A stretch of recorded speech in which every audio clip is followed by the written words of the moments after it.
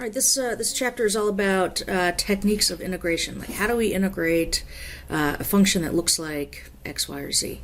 And I cannot emphasize enough that practice is incredibly important.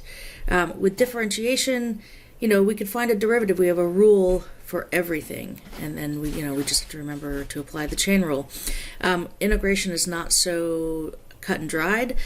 I heard it put this way once, that differentiation is a science and integration is an art, and that really rings true. So you'll find yourself trying problems, maybe requiring several tries before you can correctly integrate a function, and that is normal. That is just the way of integration. That's just the universal experience.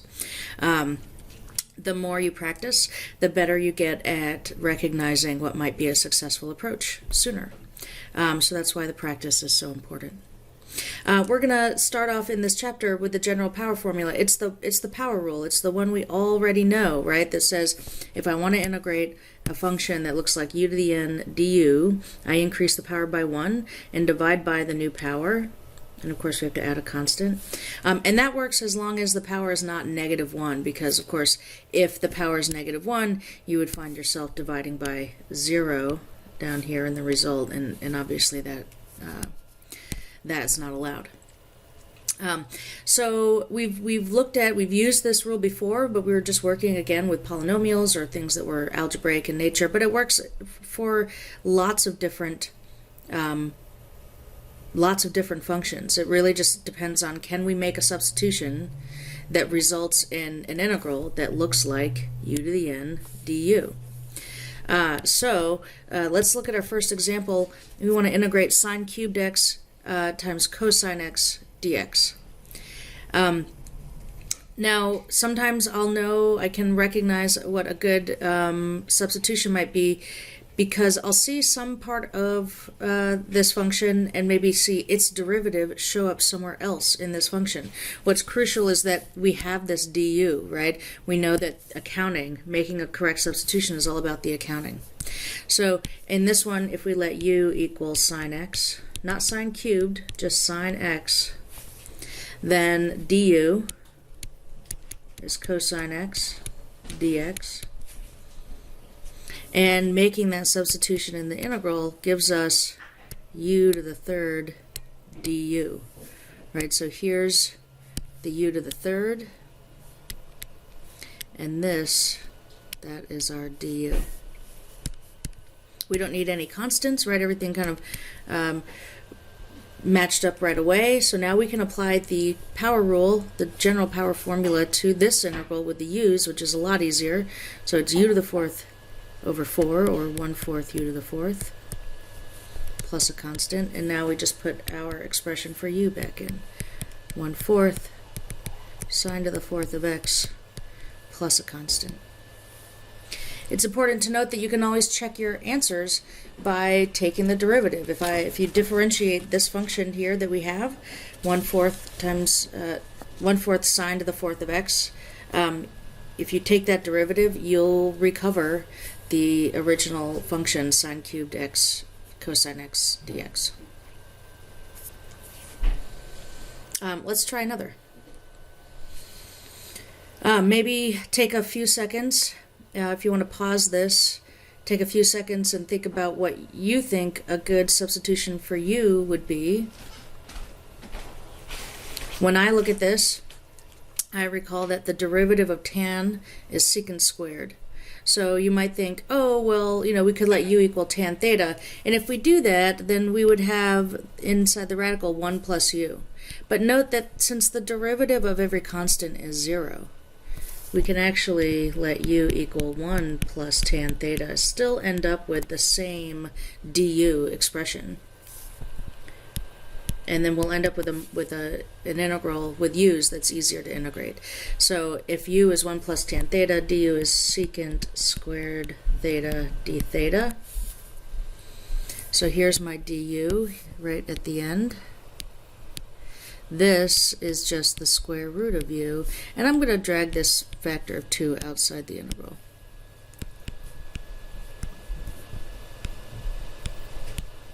And this is, of course, a power rule integral because the square root of u is u to the 1/2 power. Applying the power rule now to this integral, that's easy to do. We get u to the 3/2 and then times 2/3 plus a constant. Cleaning it up and putting our u back in, we get 4/3 times 1 plus tan theta to the 3/2 power plus a constant.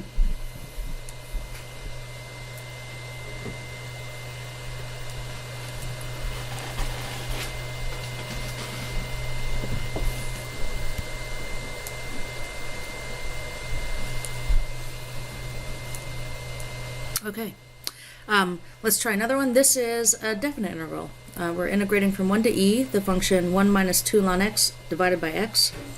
I'm going to first rewrite this without making any substitution, and it might, once I rewrite this, maybe you'll stop, pause the video, and see if you recognize what might be a good substitution. Remember, we're thinking about pieces of a function where we see its derivative, or a multiple of its derivative, show up somewhere else. So instead of taking 1 minus 2 ln x and dividing it by x, I'm going to say let's write that as multiplying by 1 over x dx.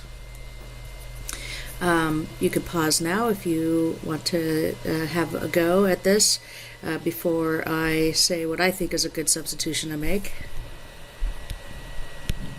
So you'll recall that the derivative of ln x is 1 over x. So I'm going to let u equal 1 minus 2 ln x. Now if you take the derivative of 1 is 0, and so du is negative 2 times 1 over x dx. And we have our derivative almost, right? I'm just off by this factor of negative 2, but I don't care about being off by a constant factor because we can always just put that in. So I'm going to go ahead and put in the factor of negative 2 here. I'm going to compensate with a factor of negative 1/2 outside.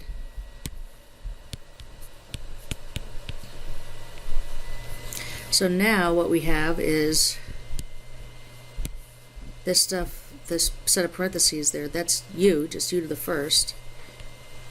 And on the end, there's our du. Since it's a definite integral and we're making a substitution, I'm going to go ahead and switch up my limits to find u limits. So if u is 1 minus 2 ln x, then if x is equal to 1, that means u is 1 minus 2 ln of 1, and ln of 1 is 0, so we have 1 minus 0, or just 1, and if x is equal to e,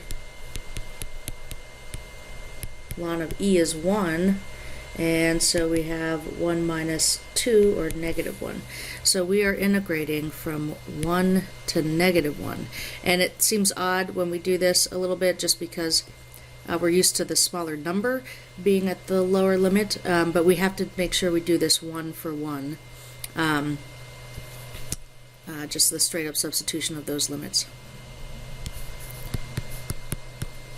Now we can integrate. This function is easy to integrate. It's u to the first. So we're going to get 1/2 u squared.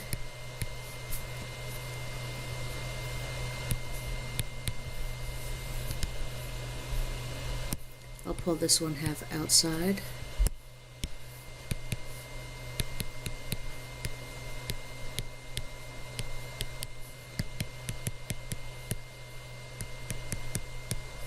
Plugging in my limits.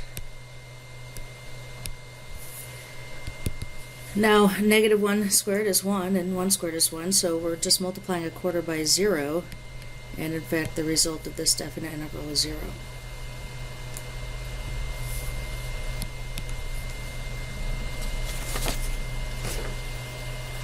So that does it for this section on the general power rule. We'll take a look at some other forms, other trig forms, or other integral forms in the later sections.